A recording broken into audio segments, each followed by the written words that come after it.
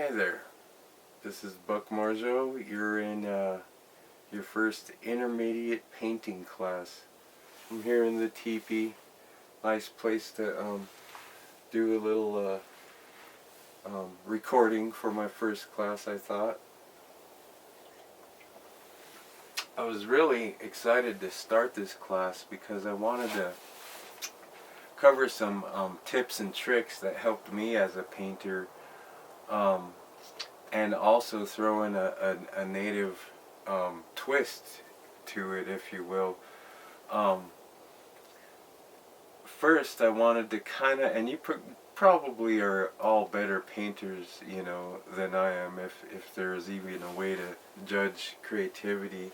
I think there's not really a way, but I wanted to show you some tips and tricks that I learned along the way, and maybe we'll still do that. But right now I'm just kind of introducing myself so you can get to see me and hear what I would have done and maybe still will do on camera. We'll see. One of the things I wanted to do is teach how to pull color into an object from the background so that it adds a little taste of realism. Also wanted to show the horizon line and the vanishing point, and how if you start at that point and spiral outwards in the Fibonacci sequence, or the pi, or 3.14, and keep going out and around, that actually is a way to measure your point of disappearance and how close an object is to the painter. And just cool little tips and tricks. The eye often is at the middle of the eye is often at the ends of the mouth, and just little cool things like that I thought maybe would come in handy if we got some hands-on painting. I also wanted to show you guys, I don't know if you can see this. This is fat rendered from a deer ribs, actually. And let me see. This here is I don't know if you can see. This is powder from pipestone. I made a pipe out of pipestone, and this is the powder. And I take that grease and warm it up, and add the powder to get a real good red pigment on the shield too. All these things are painted red with that pipestone powder. And there's other materials to use too. Obviously, here's my black. I have a bag of charcoal, and I know there's different plants. You can get green. There's you can get a color off of the rose hips. Dry it and crush it, and you can see what kind of color.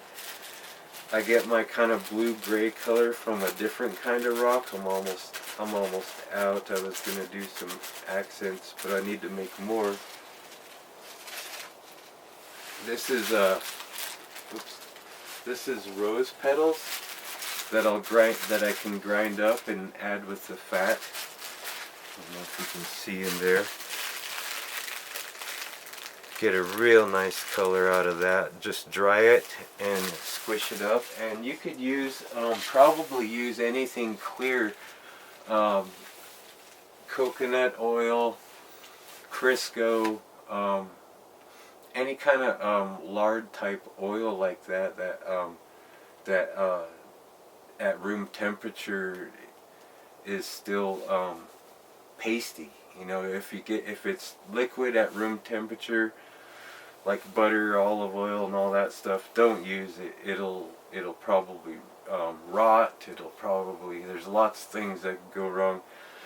But if you have some just purified lard, or that keeps really well, or coconut oil. Anything like that is a pretty good base. Crisco actually works pretty good for mixing your own paints, and I think in a time like this, it really would have been neat for painters to learn this before, you know, all this happened, in case you had to make your own pigments and experiment your own self. So I hope to inspire, if you're out of paints, to maybe that would be the native twist I was going to add, was just maybe painting on rawhide and painting on different materials. Leather, I don't know if I have anything to show, but leathers and rawhides, and painting on wood. I mostly use acrylic, unless if it's oil paints, I make my own, and that's the way to go. I think you will have fun. We'll see what kind of class it ends up being, but I think I'm out of time.